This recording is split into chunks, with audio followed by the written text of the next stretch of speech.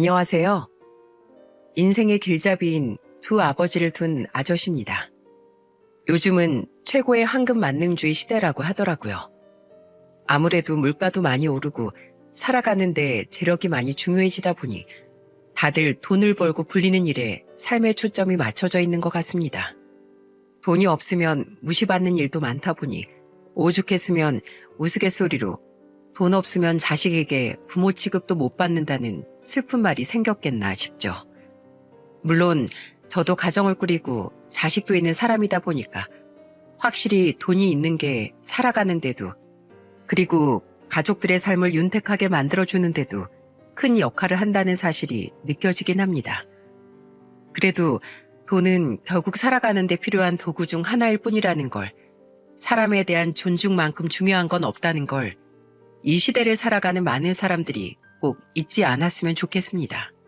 이런 돈과 사람에 관련된 사건이 1년 전 제게 일어난 적이 있는데, 저는 지금부터 당시의 이야기를 이야기해 보려고 해요. 저는 여유로운 집안에서 태어났습니다. 중소기업을 꾸려가던 대표인 아버지 덕분에 말이죠. 배에 골아본 적 없는 놈이 처음부터 무슨 배부른 소리를 하냐고 말씀하실 수도 있겠지만, 솔직히 전 머리가 클 때까지 저희 집이 여유로운 집안이란 사실을 잘 깨닫지 못했어요. 저희 아버지께선 굉장히 검소한 분이셨고, 어머니 또한 그런 아버지의 뜻을 따르던 분이었거든요. 돈이 있다고 과시하고 다니는 게 여유로운 게 아니라 항상 몸과 마음을 단정히 하면 자연스레 마음에서 여유가 나오는 거란다. 아버지는 10년도 넘은 차를 끌고 다니고 중요한 자리를 제외하곤 깔끔한 옷 몇 벌을 엄마에게 잘 다려달라고 부탁해서 돌려 입고 다니셨어요. 집 또한 적당히 연식 있는 방 3개짜리 아파트였고, 두 여동생과 저는 저렴한 보세 가방을 메고 중저가 메이커 신발을 3년씩 신고 다니곤 했죠. 대학 시절에도 아주 기본적인 용돈 이외엔 스스로 아르바이트를 하고 과외를 하며 모자란 용돈을 충당했고, 우리 3남매의 첫 명품은 대학 졸업 때 선물 받은 격식 있는 정장이었습니다. 이제 너희도 어이엇한 사회인이니 좋은 자리에선 격식을 갖출 줄도 알아야지. 무작정 아끼기만 한다고 좋은 게 아니라 돈을 써야 할 곳이 어느 곳인지 잘 알아야 하는 게 중요한 거다.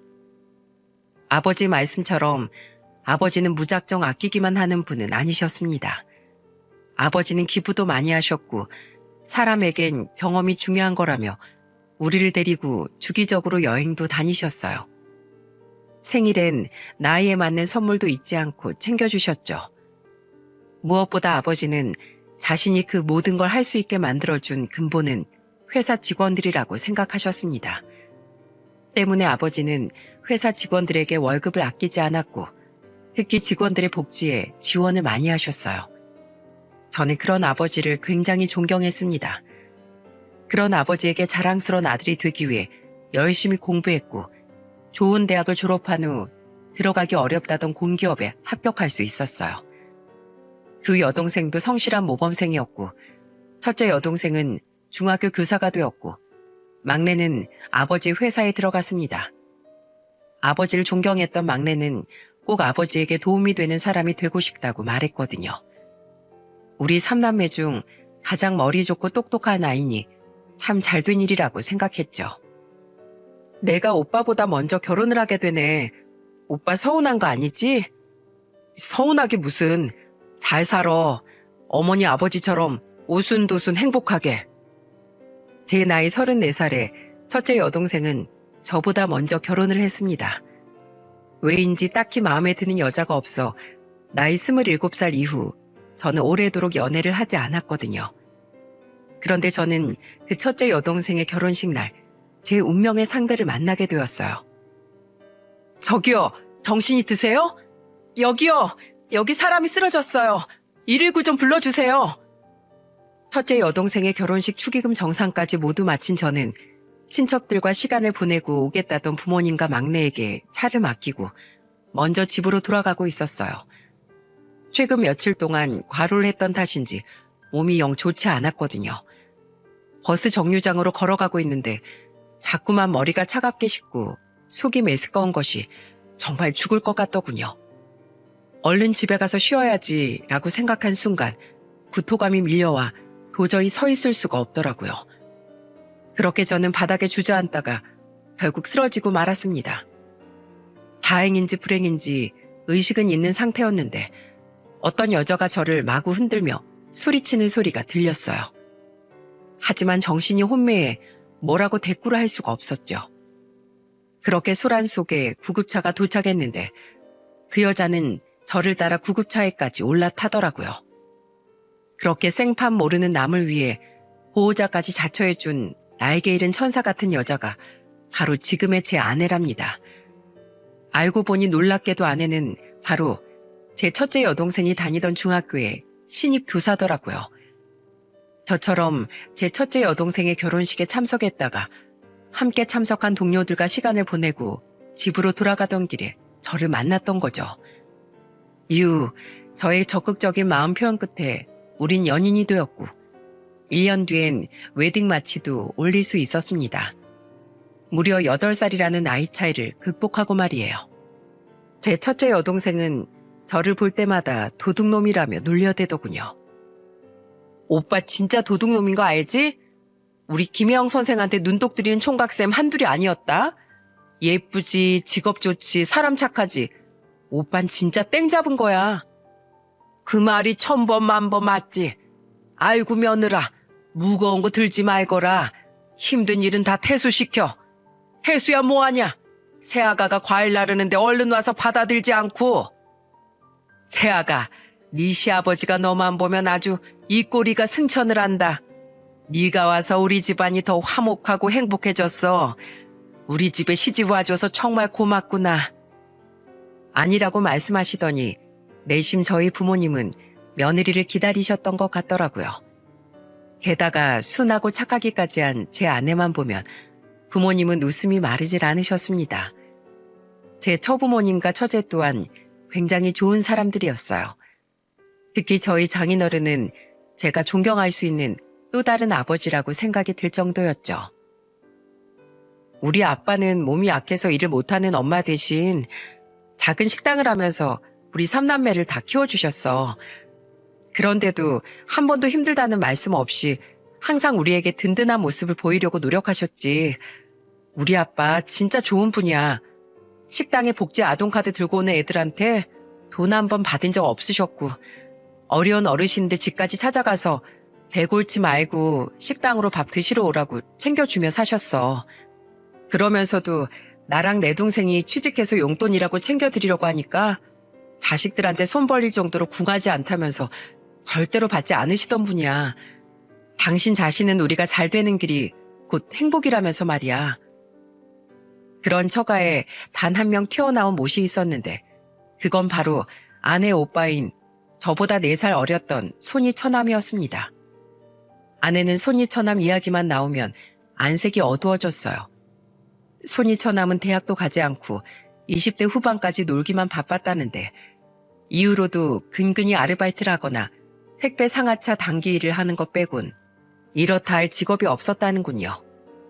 그렇게 집에서 기생하듯 지내면서 장인어른과 장모님의 돈에까지 몰래 손을 대서 엄청난 집안의 골칫거리라며 아내는 속상한 기색을 내비쳤죠.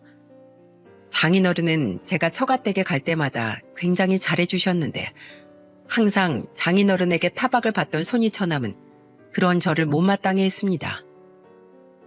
우리 사위님 오셨는가? 아이고, 우리 예쁜 손자들도 왔어? 잘 지내셨어요, 장모님 장인어른? 형님도 잘 지내셨나요? 처제는 나갔나 봐요. 애들 엄만 조금 있으면 중간고사 기간이라 준비할 게 좀 많아서 같이 못 왔어요. 그럼 자네도 일하느라 힘들 텐데 그냥 쉬지 뭐하러 왔어? 이리 와서 앉게. 안 그래도 내가 자네 주려고 보약 좀 지어다 놨는데 가져가서 먹어. 아휴, 아주 백년 사이 납셨네. 아버진 자기 친아들보다 사이가 훨씬 좋으신가 봐요. 누군 직장 좋고 어린 여자 물어서 아들보다 더 귀한 대접 받고 좋겠다. 아휴, 직장 없는 사람 서러워서 어디 살겠나. 넌 일도 안 하고 그 나이까지 부모 돈 훔쳐가는 놈이 무슨 말이 많어? 너 어제 또 네 엄마 통장에서 몰래 돈 빼서 노르마루 경마장 갔다 왔지? 대체 넌 언제 사람 될 거냐? 어? 손이 처남은 절 볼 때마다 이죽대거나 시비를 걸곤 했는데 그럴 때마다 장인어른은 손이 처남에게 호통을 치셨습니다. 저 또한 그런 대접이 기분 좋진 않았지만 어쨌든 저보다 나이는 어려도 손이 사람이니 혹시 무례로 보일까 싶어 꼬박꼬박 존칭을 하며 웃어 보였죠. 그렇다고 매번 무턱대고 참기만 한 건 아니고 마리토가 지나칠 땐 정중히 화도 내고 일침을 하기도 했습니다. 아이러니하게도 평소 제게 함부로 굴던 손이 처남은 제가 강경하게 나올 때면 인상을 쓰면서도 제게 아무 말도 못하더군요. 전형적인 강약 약강인 사람이었죠. 그러다 결국 처부모님께서 자신들의 아들을 포기하는 큰 사건이 일어나게 되었어요. 바로 제 나이 42살에 집에 계시던 장모님께서 쓰러지신 겁니다. 문제는 장모님과 집에 둘이 있던 손이 처남이 장모님을 병원에 모시고 가지 않고 오히려 그 틈을 타서 장모님 쌈짓돈을 훔쳐간 거예요. 당시엔 처제도 결혼을 해서 출가를 한 뒤라 장모님은 퇴근한 장인어른에 의해 뒤늦게 발견이 됐던 거죠. 다행히 장모님은 건강에 큰 지장은 없었고 뻔뻔하게도 손이 처남은 다음 날이 돼서야 술렁술렁 집으로 들어왔어요. 그것도 노름으로 장모님의 돈을 전부 날린 채 말입니다. 너 같은 놈은 더 이상 내 자식이 아니다. 네 엄마가 위독하기라도 하면 어쩔 뻔했어. 내 집에서 당장 나가. 부모 목숨보다 자기 노름할 돈이 먼저인 너 같은 금수는 1분 1초도 내 집에 못 들여놔. 내가 당장 너 호적에서 파버릴 거다.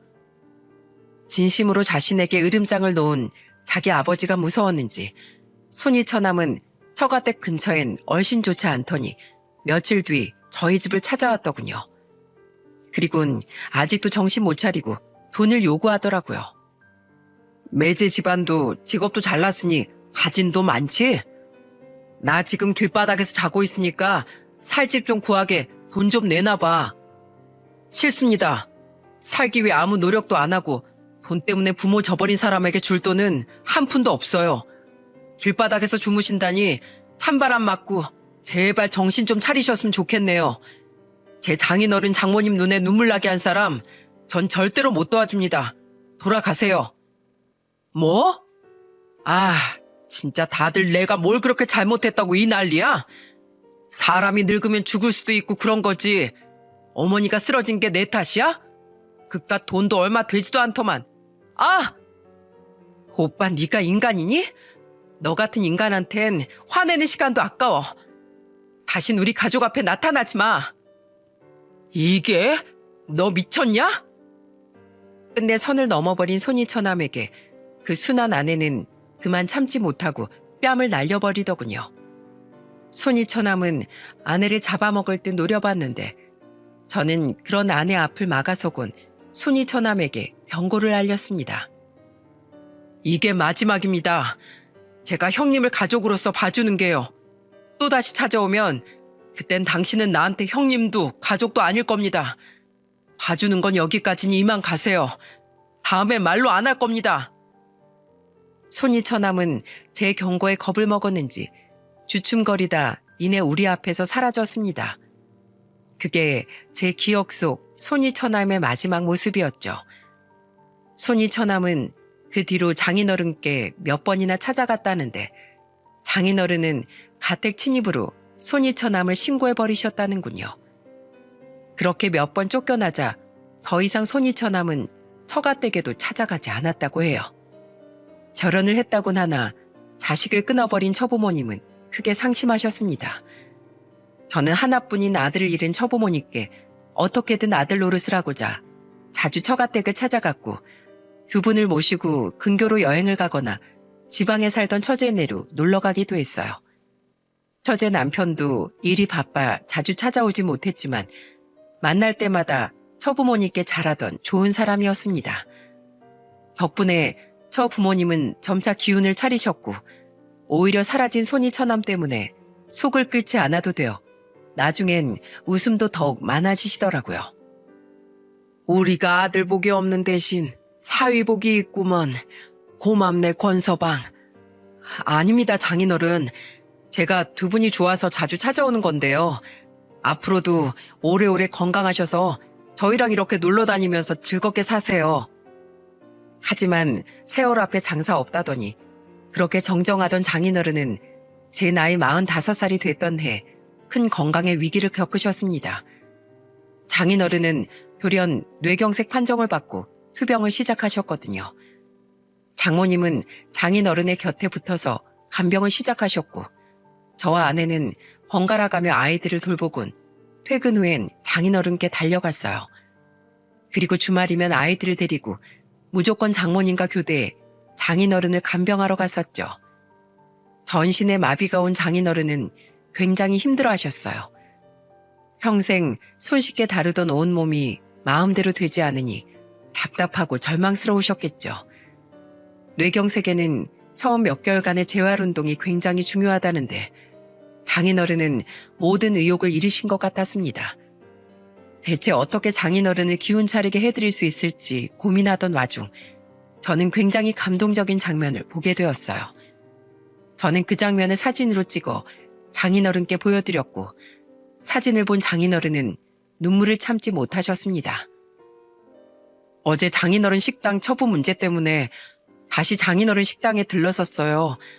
근데 사람들이 붙여놓은 쪽지들이 식당 유리창을 뒤덮고 있더라고요.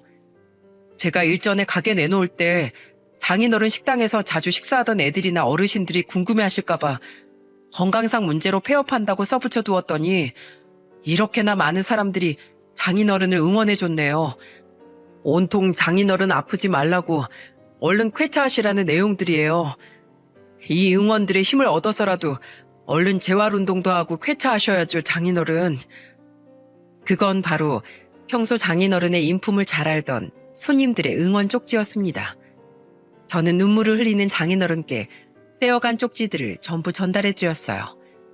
쪽지 속 사람들은 김씨, 김사장님, 할아버지, 아저씨 등등 정말 다양한 이름으로 장인어른을 부르며 장인어른의 회복을 응원해주고 있었죠.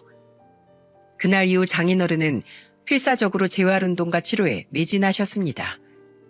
달라진 장인어른의 모습에 아내와 처제는 눈물까지 보이더라고요. 연세가 있어서 회복이 기적처럼 빠르진 않았지만 끝없는 노력 끝에 장인어른은 2년 뒤엔 거의 정상인처럼 회복하실 수 있었어요. 비록 약간 한쪽 다리를 절고 발음이 어눌해지긴 했지만 엄청난 호전이 아닐 수 없었죠. 저는 퇴원한 장인어른과 장모님을 저희 집으로 모시려고 했는데 장인어른은 제 제안을 완강히 거부하셨습니다. 나는 괜찮네, 권서방. 이렇게 오래 자식들을 걱정시켰는데 여기서도 폐가 될 수는 없어. 내 몸도 이렇게 회복됐고 나랑 안 사람 모두 아직 정정하니 전혀 걱정할 필요 없네. 게다가 장인어른은 우리가 모두 말렸음에도 불구하고 한 병원의 주차원 일까지 구하셨더라고요. 장인어른, 몸도 온전하지 않으신데 이젠 제발 자식들 용돈 받고 편하게 쉬시라니까요. 이러다 또 큰일 나시면 어쩌려고 이러세요. 남들도 다 이런 큰 병 겪고도 돈 잘만 벌고 사네. 나 아직 70도 안 됐어. 이 나이에 자식들 피 빨아먹고 살면 주위에서 유혹해. 그리고 집에만 있으면 좋은만 쑤실 뿐이야. 다들 걱정들 말어. 거기 병원장이 참 좋은 사람이래. 주차요원이고 환경미화부 직원이고 할 것 없이 똑같이 직원들을 잘 챙겨준다더구나. 이렇게 말하긴 좀 그렇지만 정말 쇠고집도 그런 쇠고집이 없으셨습니다. 장모님은 어차피 장인어른 고집 꺾을 자식 아무도 없다며 그냥 하고 싶은 대로 내버려 두라고 말씀하셨죠. 그렇게 장인어른은 자식들의 우려 속에 다시 사회생활을 시작하셨어요. 다행히 건강에 큰 무리 없이 장인어른은 일을 소화해내시더군요. 일하는데 불편한 건 없으세요, 장인어른? 가끔씩 과하게 하대하는 사람들이 있긴 한데 잠깐 보고 말 사람이니까 속으로 참 못난 사람이다. 혀 몇 번 차고 말아버려.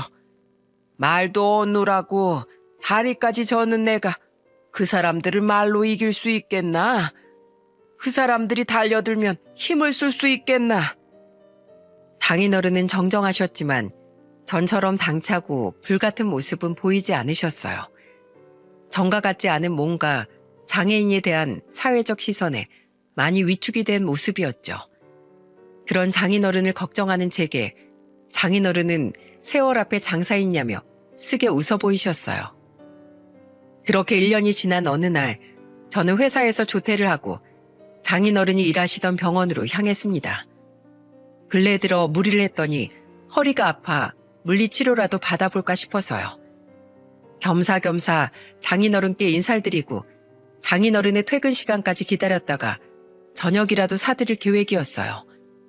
마침 차도 집에 두고 온 날이라 장인어른과 오랜만에 술을 한잔 해도 좋을 것 같았죠. 병원에 가까워지자 주차 부스 근처에 서 있던 장인어른의 모습이 보여 저는 반갑게 장인어른을 부르려고 했습니다. 그런데 장인어른의 앞엔 웬 젊은 남자가 한 명 서 있더군요. 조금 더 가까이 다가가서 보니 그 젊은 놈은 장인어른께 마구 소리를 치고 있었어요. 그것도 장인어른의 어깨를 손가락으로 찔러대며 말이죠. 이봐 당신, 꿀 먹은 벙어리야? 왜 말을 안 해? 당신이 주차 공간 협소하다고 여기 대놓으면 당신이 알아서 잘 주차해 준다고 했잖아. 그래서 내가 당신 믿고 진료보고 나온 거 아니야? 그럼 잘 주차한다고 했으면 잘했어야지. 감히 내 차에 기스를 내? 내 차가 얼마짜린지 나 알아? 1억이야 1억. 당신 같은 주차원 나부랭이 월급으론 절대 꿈도 못 꿔볼 차라고. 당장 물어내. 그게 분명히 주차할 땐 아무 일이 없었는데 그게 왜... 뭐라고? 말 좀 똑바로 해봐. 아, 이제 보니 아까 말할 때도 그렇고 말병신인가 보네. 슬쩍 보니까 다리도 절던데 이런 데서 장애인이 이래도 돼? 몸도 성치 않으면 집에 얌전히 처박혀 있을 것이지. 왜 일하겠답시고 나와서 남의 차를 망가뜨려? 이거 어쩔 거야, 어? 아, 나 어떻게 책임질 거냐고. 내가 이 병원에 다 얘기해서 당신 한번 잘리게 해봐. 죄송합니다. 제가 책임지고 변상해 드릴게요. 이게 얼마나 하는지. 그거야 카센터 가보면 알겠지. 아, 진짜 재수가 없으려니까. 당신 연락처나 내놔. 카센터 갔다가 바로 비용 청구할 테니까. 장인어른은 속사포처럼 빠르게 소리를 질러대던 그놈의 말에 당황하신 듯 제대로 말씀도 못하시고 덜덜 떨고 계시더군요. 그놈은 기가 죽은 장인어른의 모습을 보며 어깨를 밀치고 삿대질을 하고 아주 난리도 아니었죠. 아무리 장인어른께서 실수를 하셨어도 저건 굉장히 도가 지나쳤기에 저는 황급히 장인어른께 달려갔습니다. 장인어른, 권서봐. 뭐야? 당신 일터에 막 사위도 불러들여? 사람들한테 굽신대는 꼴 뭐 대단하다고 사위한테까지 보이려고 해? 뭐 아무튼 빨리 연락처나 내놔. 나 바쁘니까. 그놈은 제가 나타나자 제 얼굴도 제대로 보지 않고 얼른 자리를 피하려는 기색을 보이더군요. 그 모습이 굉장히 의심쩍더라고요. 확인을 해봐야겠지만 왠지 원래 차에 나 있던 기스를 어리숙해 보이던 장인어른께 덮어 씌우려는 것 같았죠. 저는 그 사람의 어깨를 잡고 돌려세워 따져 물었습니다. 이봐요. 아무리 우리 장인어른이 실수로 차에 흠집을 냈어도 그렇지 왜 사람을 인격 모독을 합니까? 사람이 실수를 했으면 변상해주면 되는 걸 가지고 당신이 뭔데 내 장인어른께 말을 함부로 해야 되냐고요? 저 기스 표면 보니까 금방 긁은 흠집은 아닌 것 같은데 저거 정말 우리 장인어른이 낸 거 맞아요? 물어낼 때 물어내더라도 CCTV는 확실히 가린 뒤에 다시 말씀하시죠. 마침 저기 CCTV가 2군데나 있네요. 그런데 그 남자의 얼굴이 어딘가 낯이 익더군요. 처음엔 제가 잘못 봤나 싶었는데 제 얼굴을 똑바로 본 뒤 그놈도 아리송해 보이는 것을 보니 아는 사람이 맞는 것 같았어요. 근데 우리 어디서 보지 않았나요? 아무리 봐도 얼굴이 익숙했습니다. 친구도 가족도 아니니 만났으면 사회에서 만났겠다 싶어 저는 지갑에서 명함을 꺼내 그놈에게 건넸어요. 그랬더니 그놈은 제 명함을 보자마자 안색이 새파랗게 질리면서 이렇게 말하더군요. 저 여기 공기업 인사 담당자로 일하는 권태수 부장이라고 합니다. 아, 부장님. 부장님? 아, 맞네. 자네로구만. 이제 기억이 나네. 그놈이 회사에서의 제 직책을 부르니 그제야 저도 그놈이 누군지 기억이 났습니다.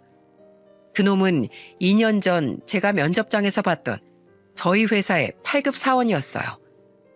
저는 점수를 높게 주지 않았는데 운이 좋게도 붙었네 라는 생각이 든 기억 때문에 얼굴을 희미하게 기억하고 있었죠. 아무리 세상이 좁다지만 회사 사람을 이런 데서, 그것도 저희 장인어른에게 갑질하는 진상으로 마주치게 될 줄은 정말 꿈에도 몰랐습니다. 이런 놈이 우리 회사에 있다는 사실이 기가 차 저는 더욱 싸늘한 표정으로 그놈을 내려보았어요. 그놈은 파리해진 안색이 되어 어쩔 줄 모르더군요. 자네 이름이? 박봉태입니다, 부장님. 그래, 박봉태. 기억나네. 자네 힘없어 보이는 노인이라고 밖에서 이렇게 함부로 굴고 다니는 거 우리 회사 얼굴에 먹칠하고 다니는 짓이라는 생각은 안 드나? 저는 그냥 죄송합니다, 부장님. 제 차가 비싼 차라서 순간 제가 너무 화가 나서 그랬던 것 같습니다. 그러니까 그 차 정말로 우리 장인어른이 그런 게 맞다는 거지? 우선 병원에 들어가서 CCTV 확인이나 해보지. 그럼 어떻게 된 일인지 명백히 밝혀지겠지. 장인어른, 저 병원 안에 잠시 다녀올 테니까 여기서 기다리고 계세요. 금방 올게요. 그래. 저는 겁을 먹고 있는 장인어른을 안심시키곤 그놈과 함께 병원으로 들어갔습니다. 병원 관계자에게 사정을 말하고 CCTV 열람을 부탁하니 주차 요원인 저희 장인어른 일이라는 제 말에 관계자는 CCTV를 보여주더군요. 역시는 역시였어요. 장인어른은 아무 잘못이 없었고 그 차는 병원에 들어온 후 한 번도 긁힌 적이 없더라고요. 다시 그놈을 밖으로 데리고 주차 부스 근처로 돌아온 전 장인어른께 상황 설명부터 드렸습니다. 그때까지 겁을 먹고 계시던 장인어른은 그제야 안도의 한숨을 내쉬더군요. 아이고, 다행이다. 아유, 내 심장아. 장인어른의 목소리는 여전히 떨리고 있었어요. 저는 고개를 돌려 그놈에게 차가운 목소리로 말했죠. 더 할 말 있나? 죄송합니다, 부장님. 전 정말 이 사람이, 아니, 이분이 그러신 줄 알고. 끝까지 거짓말 할 텐가? CCTV 영상에 자네가 차에서 내리면서 기스 부분 슬쩍 살펴보는 거 다 찍혀 있었어. 자넨 이미 거기 기스 있는 거 알고 있었잖아. 이거 정말 안 될 사람이네. 자네, 내가 이거 그냥 안 넘어갈 거야. 사기, 미수야, 업무 방해, 모욕죄로 전부 다 고소할 거라고. 고소요? 아이고, 부장님, 정말 죄송합니다. 제가 잘못했어요. 어르신, 제가 잘못했습니다. 돈이 너무 궁해서 제가 그만 못된 생각을 했어요. 제가 고소를 들먹이자 그놈은 3초도 되지 않아 무릎을 꿇고 싹싹 빌기 시작하더군요. 어찌나 손을 싹싹 비는지 손이 아예 보이지도 않을 지경이었죠. 하지만 장인어른은 아직도 놀란 가슴을 부여잡고 아이고 아이고 하며 숨을 가쁘게 고르고 계셨고 저 또한 그놈을 봐줄 생각이 없었어요. 돈이 궁하면 다른 사람한테 돈 두고 사기쳐도 된다는 소리야?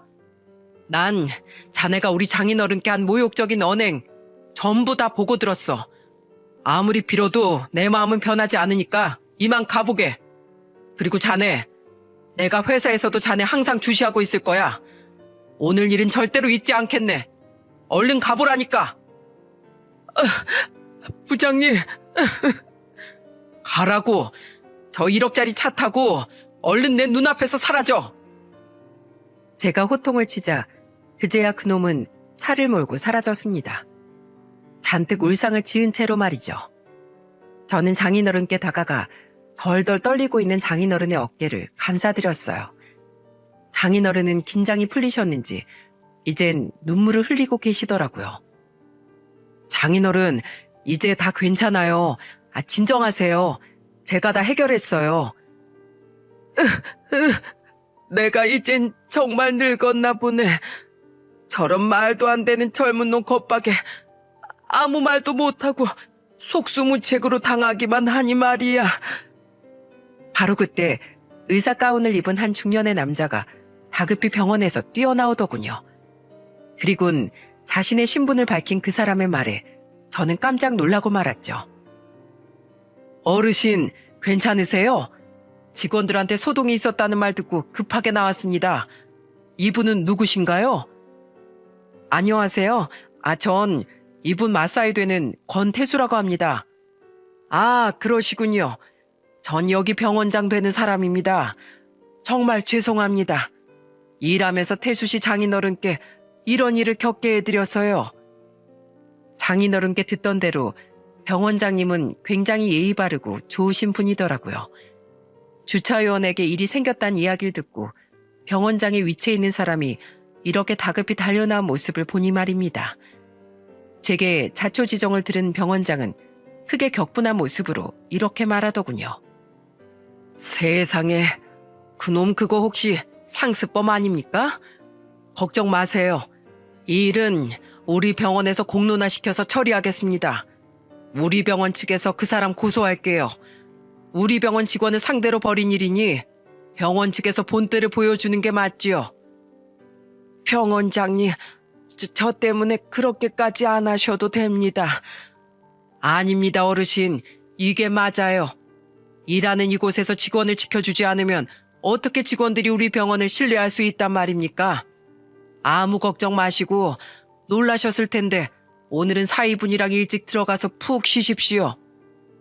저는 병원장님에게 필요한 것이 있으면 연락 달라고 제 명함을 전해드렸어요. 그리곤 기운이 빠진 장인어른을 부축해 택시를 타고 처가댁으로 장인어른을 모셔다 드렸죠. 장인어른이 몇 숟갈이 남아 식사를 하고 잠에 드시는 모습을 보고 나니 뒤늦게 아내가 처가댁으로 달려왔더군요. 제게 이미 자초지종을 들은 아내는 잠든 장인어른을 보고 거실로 나온 뒤 눈물을 펑펑 흘렸습니다. 나쁜 놈, 어떻게 힘없는 노인한테 사기칠 생각을 할 수가 있어. 그것도 인격적으로 그렇게 모욕을 해대면서. 그놈 진짜 천벌받을 거야. 불쌍한 우리 아빠, 그렇게 괄괄하시던 분이 얼마나 기가 죽고 놀라셨으면. 울지 마. 내가 그놈 꼭 가만 안 둘 거니까. 저는 아내를 안고 달래주었고 장모님은 옆에서 세월을 한탄하며 눈물 지으셨어요. 그 모습을 보니 감히 우리 처가 식구들 눈에서 눈물 나게 한 그놈에게 더욱 화가 났죠. 다음날 회사로 출근하니 그놈은 또다시 절 찾아와 잔뜩 낮춘 목소리로 사정을 하더군요. 부장님, 혹시 어제 일로 저 정말 고소하실 건가요? 혹시 개인적인 감정으로 불이익을 주시려는 거 아니죠? 제발 그러지 마세요. 제가 이렇게 부탁드립니다. 어제 일은 제가 정말로 잘못했습니다. 다시 부장님 장인어른 앞에 가서 개처럼 기라고 하면 기는 신용이라도 할게요. 부장님, 저 진짜 알고 보면 불쌍한 놈입니다. 주식으로 돈도 다 날리고 사실 어제 그 차도 전부 다 빚이에요. 남은 건 차 대출금밖에 없는 카푸어라고요. 한 번만 봐주시면 저 회사에 또 충성하겠습니다. 정말 죄송합니다, 부장님. 죄송한 건 죄송한 거고 죄값은 죄값이지. 고소는 내가 아니라 병원 측에서 직접 한다고 했으니 내 손을 이미 떠났네. 그리고 난 자네가 밖에서 그런 행동을 하고 다닌 일을 품위유지 의무 위반으로 공론화시켜 징계위원회를 열 걸세. 그리고 돈도 다 날리고 가진 게 빚뿐이라고? 그게 왜 내가 자네를 불쌍해 할 일인가? 주식은 그렇다 쳐도 없는 사정에 겉멋만 들어서 풀 대출로 외제차를 뽑은 것도, 그 빚을 다른 사람에게 사기쳐서 충당하려고 한 것도 전부 자네 스스로 잘못한 일인데 그만 가보게. 난 자네에게 그 어떤 도움도 줄 수 없으니까. 제 말에 그놈은 거의 울듯한 표정으로 돌아갔습니다. 그러거나 말거나 저는 저희 장인어른께 몰상식한 행동을 한 그놈을 절대 곱게 봐줄 생각이 없었죠. 병원은 정말로 그놈에게 고소장을 날렸고 저는 그놈에게 경고한 대로 품위 손상을 사유로 징계위원회를 열었습니다. 그동안 그놈은 일시적 직위 해제가 되었고 회사에선 그놈에 대한 추가 내부 감사가 열렸죠. 안에서 샌 바가지 밖에서도 샌다더니 밖에서 그런 행동을 하고 돌아다녔던 그놈은 겁도 없이 회사 경비를 야금야금 횡령했었더군요. 그것마저도 충분한 징계감이었는데 별개로 봤던 경찰 조사에서 그놈에 더한 범죄 행각들이 드러났어요. 그놈은 아주 상습적으로 보험 사기를 치고 다녔더군요. 주식을 해서 돈을 전부 날렸다더니 그때부터 보험 사기로 이득을 취하고 다닌 겁니다. 불법 유턴을 하던 차에 일부러 가서 들이받거나 차선을 바꾸던 차에 차 머리를 들이밀어 상대차 과실로 돈을 뜯어내질 않나 어린이 보호구역에서 속도를 위반한 차에 살짝 치여 나이롱 환자로 드러눕질 않나 아주 고의적으로 보험금을 뜯어내고 다녔더군요. 게다가 저희 장인어른께 했던 수법 그대로 노인들이나 아무것도 모르는 약자들에게 접근해 수리비를 몇 번이나 편취까지 했더군요. 말 그대로 아주 쓰레기 같은 놈이었던 거죠. 게다가 조사를 당하다 보험사에서까지 사기 행각이 전부 적발돼 보험사가 추가로 그놈을 고소한 사실이 드러나 수많은 범죄 행위에 연루되었던 그놈은 결국 회사에서 파면을 당하고 말았습니다. 그리고 그놈은 결국 보험 사기, 사기죄 등 드러난 죄명이 무려 7건이나 되어 1년 10개월의 실형을 선고받았다고 해요. 저희 장인어른에게 사기를 치고 몰상식한 행동을 했던 일을 계기로 결국 그놈은 엄청난 파멸을 맞이하게 되었던 거죠. 그놈의 비참한 말로를 장인어른께 말씀드리니 장인어른께선 이렇게 말씀하시더군요.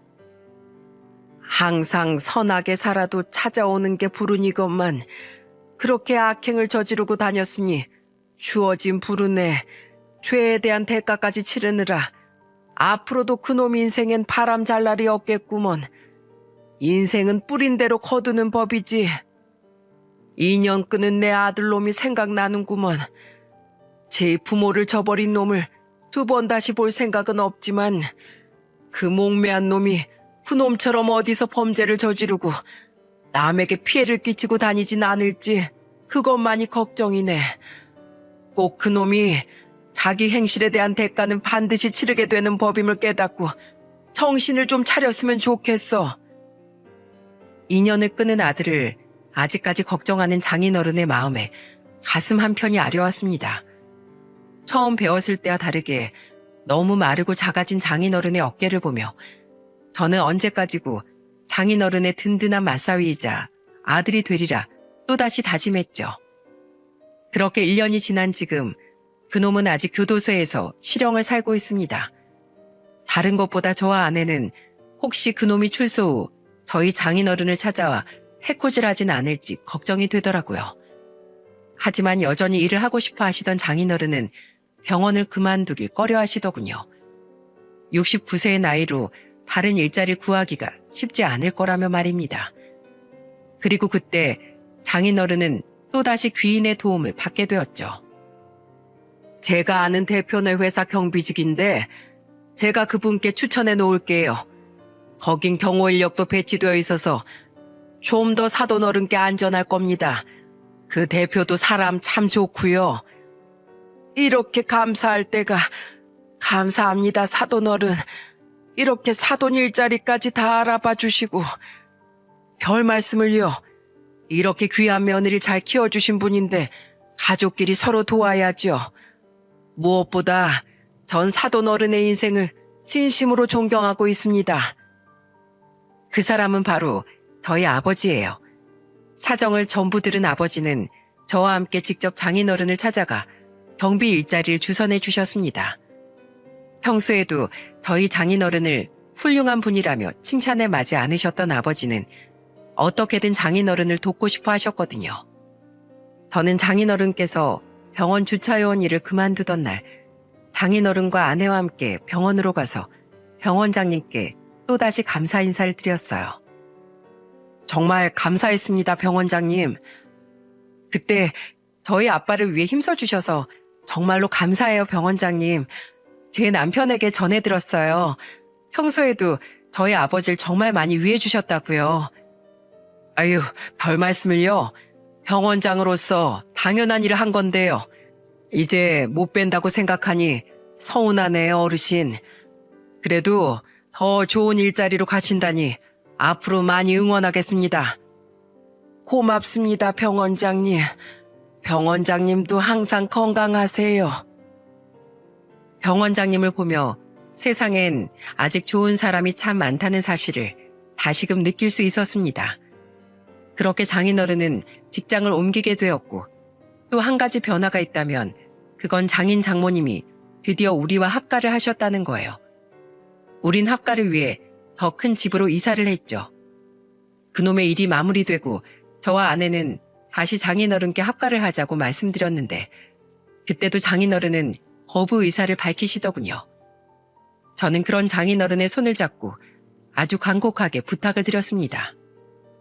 장인어른, 앞으로는 장인어른과 장모님 두 분 다 계속해서 연로해지실 텐데 이러다 그놈이 집으로 찾아오거나 전처럼 한 분이라도 집에서 쓰러지시기라도 하면 어떡해요? 그럼 자식들이 얼마나 슬퍼하겠어요. 자식들 눈에 피눈물 나게 하는 게 장인어른이 바라는 모습은 아니시잖아요. 장인어른, 부디 저희를 생각해서라도 저희를 위해서 이제 저희랑 함께 사세요. 제발 이렇게 부탁드려요. 거의 애원에 가까운 제 부탁에 장인어른은 그제야 마지못해 합가 제안을 수락하셨습니다. 장인어른은 눈물을 글썽이며 이렇게 말씀하셨죠. 늙어서 자식들에게 이렇게 폐를 끼치기 싫었는데 그 마음마저도 자식들에게 걱정을 끼치는 것 같아 미안하네. 늙는다는 건 존재만으로도 주위에 폐를 끼치는 일 같아서 너무 슬프구먼. 장인어른, 그런 말씀 마세요. 왜 저희와 함께 사는 일이 저희에게 미안한 일이라고 생각하세요? 전 아직 젊어서 잘 모르지만 세월이 흐른다는 건 오히려 자식에게 키워준 은혜를 갚을 수 있는 시간이 주어지는 일이라고 생각해요. 장인어른, 장모님, 부디 오래도록 건강하게 저희와 행복하게 살아주세요. 부탁드립니다.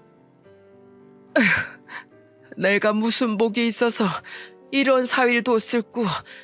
고맙네, 권서방. 정말 고마워. 그렇게 지금 장인어른과 장모님은 저희 부부와 저희 두 아들과 함께 행복한 생활을 하고 계십니다. 다행히 장인어른께서 새로 간 건물의 경비원 일은 전보다 훨씬 편하고 수월하신 것 같아요. 그곳에서 멀지 않은 곳엔 저희 아버지의 회사가 있는데 경비 일을 장인어른께 주선해 드린 일을 계기로 아버지는 종종 장인어른의 일터에 놀러 가시기도 하고 일이 끝나면 두 분이서 가끔씩 약주도 기울이시는 것 같습니다. 특히 요즘엔 아버지가 막내에게 실질적인 대표 자리를 넘기신 터라 아버지는 시간도 많아지셨거든요. 아이쿠, 미안하다 어머마. 내가 환자한테 술을 이렇게 많이 먹여서는 안 됐는데 오늘 내기당구에서 이기고 사돈께서 기분이 너무 좋으셨나 봐. 허허, 제가 사돈 아니면 또 누구랑 이렇게 기분 좋게 약주를 하겠습니까? 제가 사돈 덕에 요즘 참 살맛이 납니다. 권서방, 내가 자네 덕에 이런 훌륭하신 분을 친구로 두게 됐으니 내가 자네에게 고마운 일이 하나 더 늘었네. 고마워, 권서방. 봉사와 배품이라는 공통 관심사가 있는 두 분은 7살의 나이 차이는 상관하지 않고 서로를 존경하며 가깝게 지내고 계세요. 살아오신 환경이 많이 다름에도 불구하고 두 분은 대화가 굉장히 잘 통해 특히 무력감을 많이 느끼시던 장인어른께선 최근 얼굴이 많이 밝아지셨어요. 사위로서 제가 아무리 노력을 해도 할 수 없던 일을 저희 아버지께서 해주신 것이 감사할 따름이죠.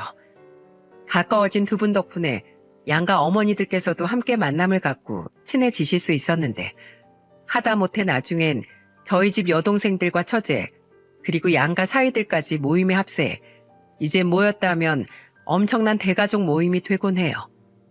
제 첫째 여동생과 아내는 같은 학교 선생이라 원래 친분이 있었고, 거기에 저희 둘째 여동생이 합세한 뒤 마지막으로 처제까지 합류하게 된 거죠.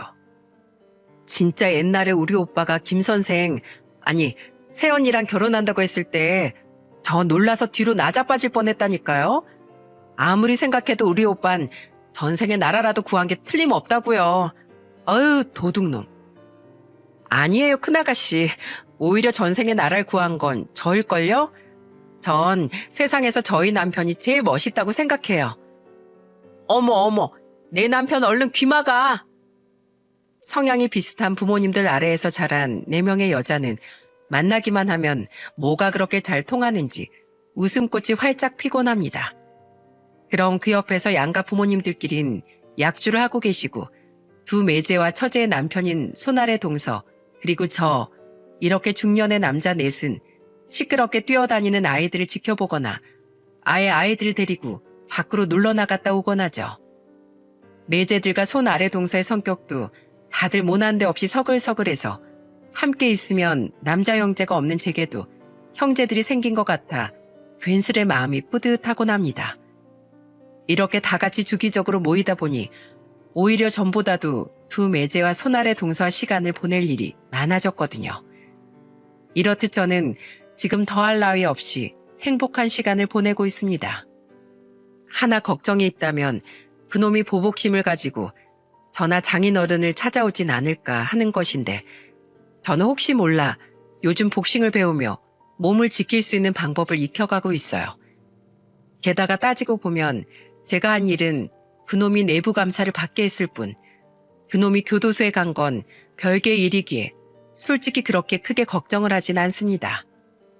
앞으로 한 가지 바람이 있다면 초등학교 고학년인 저희 두 아들이 양가 아버지들처럼 훌륭한 사람으로 자랐으면 좋겠다는 거예요.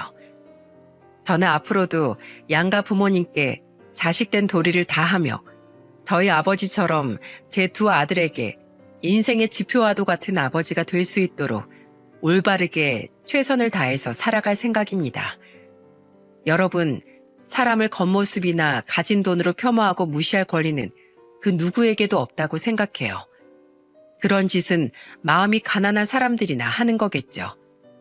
그리고 그런 사람들의 최후는 항상 비참한 법임을 알리고자 저는 이렇게 사연을 보내게 되었습니다. 그런 짓을 해봤자 돌아오는 건 자신의 비참한 말로뿐이니 우리 모두 모든 사람을 배려하고 존중하며 아름다운 사회를 만들어갔으면 좋겠네요. 그럼 제 사연을 들어주신 여러분 모두 마음 넉넉하고 여유로운 겨울을 보내셨으면 좋겠습니다. 함께해 주셔서 감사합니다.